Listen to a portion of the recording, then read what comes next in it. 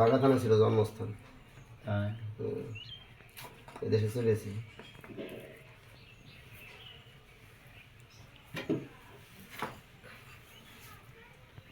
বাগান তো গড়ে খাওয়া দরকার। হ্যাঁ হ্যাঁ এই জন্য তুমি গাছ খেজুর গাছ লাগাইছি, বাগান করে ফেলেছি। আরেকটা বাগান করতে হবে ভাই। আর ওটা ওই যে লেবু বাগান, আমার তো লেবু বাগানের মধ্যে লাগাইছি। আরো সেটা লাগাইছি। হ্যাঁ কয় লাইন আছে আর? 2 লাইন 3 লাইন হবে না হবে না বড় না পারলাম না।